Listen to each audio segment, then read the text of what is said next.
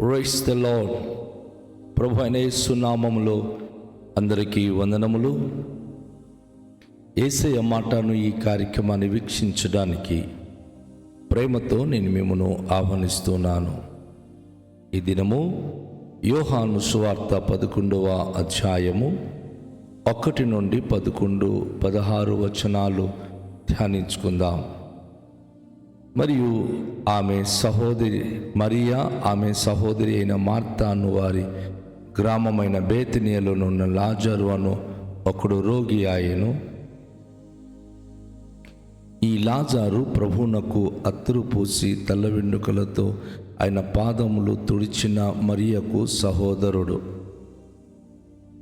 అతని అక్క చెల్లెండు, ప్రభువా, ఇదిగో నీవు ప్రేమించువాడు రోగి అయి ఉన్నాడని ఆయన యొద్దకు వర్తమానము పంపిరి. యేసు అది విని, వ్యాధి మరణము కొరకు వచ్చినది కాదు, కానీ దేవుని కుమారుడు దాని వలన మహిమ పరచబడునట్లు దేవుని మహిమ కొరకు వచ్చినదనెను. యేసు మార్తను, ఆమె సహోదరిని, లాజరును ప్రేమించెను. అతడు రోగి అయి ఉన్నాడని యేసు వినినప్పుడు తానున్న చోటనే ఇంకా 2 దినములు నిలిచెను. అటుపిమ్మట ఆయన మనము యూదయకు తిరిగి వెళదమని తన శిష్యులతో చెప్పగా, ఆయన శిష్యులు, బోధకుడా, ఇప్పుడే యూదులు నిన్ను రాళ్లతో కొట్ట చూచుచుండిరే, అక్కడికి తిరిగి వెళ్ళుదువా అని ఆయన అడిగిరి. అందుకు యేసు, పగలు 12 గంటలు గదా, ఒకడు పగటి వేళ నడిచినెడల ఈ లోకపు వెలుగును చూచును గనుక త్రుట్లు పడరు. అయితే రాత్రి వేళ ఒకడు నడిచినెడల వాని యందు వెలుగు లేదు గనుక వాడు త్రుటిల్లపడునని చెప్పాను. ఆయన ఈ మాట చెప్పిన తర్వాత, మన స్నేహితుడైన లాజరు నిద్రించుచున్నాడు, అతని మేలుకొలుప వెళుచున్నామని వారితో చెప్పగా, శిష్యులు, ప్రభువా, అతడు నిద్రించినలా బాగుపడుననిరి. యేసు అతని మరణము గూర్చి మాట చెప్పెను గాని వారు ఆయన నిద్ర విశ్రాంతిని గూర్చి చెప్పునను అనుకొనిరి. కావున యేసు, లాజరు చనిపోయెను, మీరు నమ్మునట్లు నేనక్కడ ఉండలేదని మీ నిమిత్తము సంతోషించుచున్నాను. అయినను అతని యొద్దకు మనము వెళుదము రండని స్పష్టంగా వారితో చెప్పెను. అందుకు దిదుమ అనబడిన తోమ ఆయనతో కూడా చనిపోవుటకు మనమును వెళుదము తన తోటి శిష్యులతో చెప్పెను. ప్రియ దేవుని యొక్క బిడ్డలారా, ఈరోజు మనం చదువుకున్నటువంటి వాక్య భాగములో యేసు ప్రభువారు యూదయ బేతనియ ప్రాంతముల నుండి ఆయన గత దినములలో అనేకమైన విషయాలు పరిసయ్యులు సదుకాయులతో మాట్లాడటం ద్వారా ఆయనను రాళ్లతో కొట్టాలని, ఆయన చంపాలని వారు ఎదురు చూస్తున్న విషయాన్ని మనకు తెలుసు. అయితే యెరూషలేము దాటి బేతనియ, బెత్ఫగేకి వెళ్ళాలి. అక్కడ నుండి వారికి వార్త వచ్చింది. ఎందుకంటే బేతనియలో మరియా, మార్తా అలాగే లాజరు అత్యంతమైనటువంటి స్నేహితులైన వారు ఆ గ్రామంలో ఉన్నారు. మరియా మార్తమ్మకు ఒక సహోదరుడు, ఆయనే లాజరు. ఆయన జబ్బుపడి ఉన్నాడు, రోగి అయి ఉన్నాడు. ఆ వార్త అక్క చెల్లెలిద్దరూ యేసు ప్రభు దగ్గరికి కబురు పంపించినప్పుడు యేసు ప్రభు వారు ఆ వార్త విని ఉన్న చోటే కాస్త ఆలస్యం చేశారు. వెంటనే బయలుదేరి వెళ్ళలేదు. ఒక దినము ఆలస్యము చేసేసరికి అక్కడ కొన్ని పరిస్థితుల్లో సంభవించింది. అయితే యేసు ప్రభువారు అంతరంగము నెరిగినవాడు గనక తన శిష్యులకు ఆయన అన్నాడు, మన సహోదరుడు లేక స్నేహితుడు లాజరు నిద్రిస్తున్నాడు, మనం ఆయనకి లేపడానికి వెళ్దాం. ఆయనకి వచ్చినటువంటి రోగము కబురు చెప్పిన వారికి ఆయన అన్నారు, తన శిష్యుల వైపు చూచి, వచ్చిన వ్యాధి రోగము అది మరణం కొరకు కాదు కానీ దేవుని మహిమ కొరకు. ప్రతి ఒక్క క్రైస్తవ బిడ్డలు ఇది గమనించాలి. శారీరకంగా కొన్ని వ్యాధి బాధలు మనకు తాకినప్పుడు ఊరికే మనము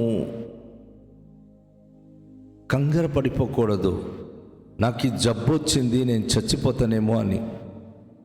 ఎందుకంటే ఆ వ్యాధి మన మరణం కొరకు వచ్చేవి కావు. ఒకవైపు చూస్తే ఇప్పుడు వ్యాధిగ్రస్తుడైనటువంటి లాజరు ఆ ఇంట్లో తనకు అపారమైన గౌరవం ఉంది, ప్రేమ ఉంది. లాజరు యొక్క సహోదరి మరియా యేసు ప్రభువారి యొక్క పాదములను అత్తురు పూసి తన వెంట్రుకలతో, తల వెంట్రుకలతో అది తుడిచి తన అపారమైన ప్రేమను కనుపరిచినటువంటి వ్యక్తి. యేసు ప్రభువారు ఆ గృహానికి ఏది జరిగినా వెంటనే సహాయపడతారని అందరికీ తెలుసు. కానీ ప్రభు అంటున్నాడు, తనకొచ్చినటువంటి రోగము అది మరణానికి కాదు సుమా, అది దేవునికి మహిమ కొరకే. ఆయన దేవునికి మహిమ కొరకే అని చెప్పినప్పుడు వారు అందరూ ఆశ్చర్యపడుతున్నారు. ఇక్కడ లాజరు గురించి యేసుప్రభు దగ్గరికి వచ్చిన వార్త ఏంటంటే, నీవు ప్రేమించిన వాడు రోగి అయి ఉన్నాడు. దేవునికి మనం ఎప్పుడైతే ఎక్కువగా ప్రేమిస్తుంటాం, కొన్నిసార్లు కష్టాలు ఎదురవుతాయి, బాధలు ఎదురవుతాయి. అయితే ఆ కష్టాలు, ఆ బాధలు, ఆ వేదనలు దేవుని ప్రేమ నుంచి మనకు వేరు చేయగలదా? ఎప్పటికీ కాదు. దేవుని ప్రేమించు వారికి సమస్తము సమకూడి మేలు కొరకే జరిగిస్తాను. అయితే ఇక్కడ మనం గమనించినప్పుడు ఆయనకు వచ్చినటువంటి వ్యాధి దేవుని మహిమ కొరకు అని చెప్పి ఆయన తెలియచేసినప్పుడు అంతమంది ఆశ్చర్యపడుతూ ఉన్నారు. ఎందుకంటే యేసు మార్తను, ఆమె సహోదరిని, లాజరును చాలా ప్రేమిస్తున్నాడు. మరి ఉన్న చోట 2 దినాలు ఆయన ఆలస్యం చేసేసరికి అక్కడ జరగకూడని సంఘటన జరుగుతుంది. అటుపేమట ఆయన శిష్యులు ఏమంటున్నంటే, అయ్యా మొన్ననే కదా యూదయలో రాళ్లతో కొడదామన్నారు, నువ్వు దేవుని కుమారుని చెప్పినప్పుడు అందరూ ఆ ఊళ్ళో, ఆ యెరూషలేములో రాళ్ళు ఎత్తారు కొట్టడానికి. అక్కడికి మనం ఎలా వెళదాం? ఆ గ్రామానికి వెళ్ళి అక్కడ ఇబ్బంది పడడం అవసరమా అని. అయితే యేసుప్రభువారు అంటున్నారు, పగలు 12 గంటలు సూర్యుడు ఉన్నంత వరకు అక్కడు చక్కగా ధైర్యంగా నడుస్తాడు. సూర్యుడు ఉన్నప్పుడు ఎవరు త్రొట్టిల్లి పడిపోరు. అక్కడ యేసు ప్రభువారు తన శిష్యులకు ఆ భయంకర వార్త విన్నప్పుడు, అది యేసు ప్రభు నీతి సూర్యుడు కనుక ఆయన వెలుగు ఉన్నప్పుడు ఎవరు త్రొట్టిల్లపడడు.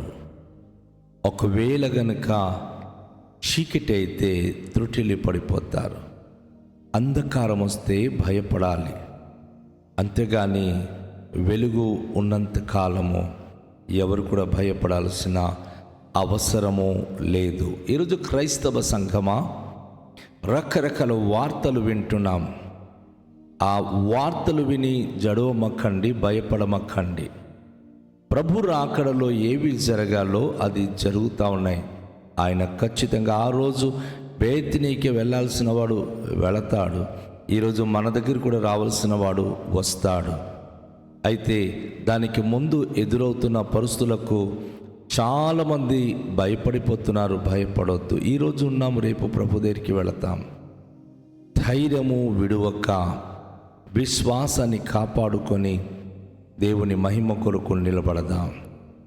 ఇక్కడ మనం గమనించినప్పుడు యేసు ప్రభువారు మరి మన స్నేహితుడు నిద్రిస్తున్నాడు, అతని మేలుకొల్ప వెళదాము రండి అని చెప్పినప్పుడు శిష్యులు అంటున్నాడు, అతను ఒకవేళ నిద్రపోతే లేస్తాడు కదా, బాగుపడతాడు కదా.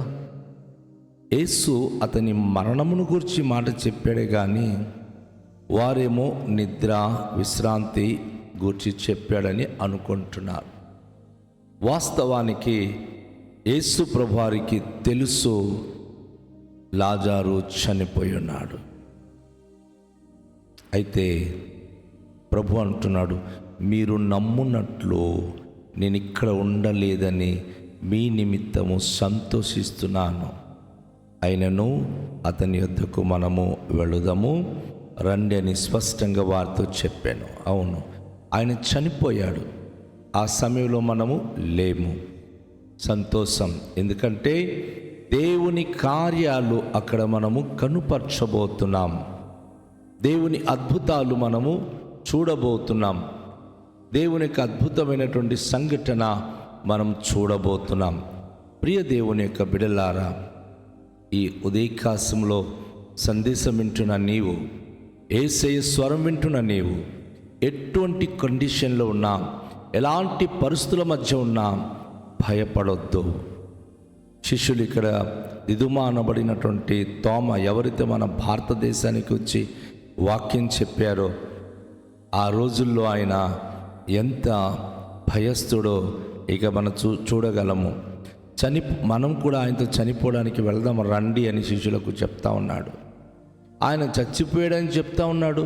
మరి అక్కడికి వెళ్దాం అంటుంటే ఆయనతో పాటు కలిసి మనం చనిపోవడానికి వెళదాం రండి అని తన శిష్యులకు ఆయన చెప్తా ఉన్నాడు. తన గుండెలో భయం ఉంది.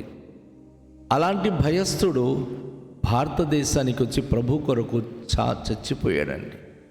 ప్రభు గురించి చెప్పి అనేక మంది బ్రాహ్మణులకు రక్షణలో నడిపించాడండి. ఎస్, ఈరోజు ప్రభుని గురించి నువ్వు చెప్పడానికి, ప్రభు గురించి నిలబడడానికి నువ్వు భయపడాల్సిన అవసరం లేదు. చావును ఎదిరించి ధైర్యంగా ముందుకు వెళ్ళడమే ప్రభువు నీ పట్ల హర్షించదగిన విషయము. ప్రభు నిన్ను ఏర్పరచుకోవడానికి గల కారణమని ప్రభు పేరట మీకు తెలియచేస్తా ఉన్నాను. రండి, తలలుంచుకొని ప్రార్థన చేద్దాం. దయగల తండ్రి, మీకు వందనాలు. మిమ్మల్ని ప్రేమించేవారు ఈ లోకములో అనేక సార్లు శోధించబడినప్పుడు, శ్రమలు పాలైనప్పుడు, బాధ అనుభవించినప్పుడు భయపడక నిబ్బరము కలిగి మీ ప్రేమ నుండి మేము వేరు కాలేము అని ముందుకు సాగే ధన్యతనివ్వండి. ఈవెన్ చనిపోయినను మీ మాట మీద విశ్వాసం ఉంచినవాడు బ్రతుకును అని మీరు చెప్పిన మాట ప్రకారంగా ఎలాంటి స్థితిగతులు, ఎలాంటి పరిస్థితులు, ప్రతికూలమైన వాతావరణాలు మాకు సంభవించిన వాటి నుంచి కాపాడే ఏకైక దేవుడవు మీరే. అలాంటి పరిస్థితి నుంచి రక్షించగలిగిన దేవుడవు మీరే.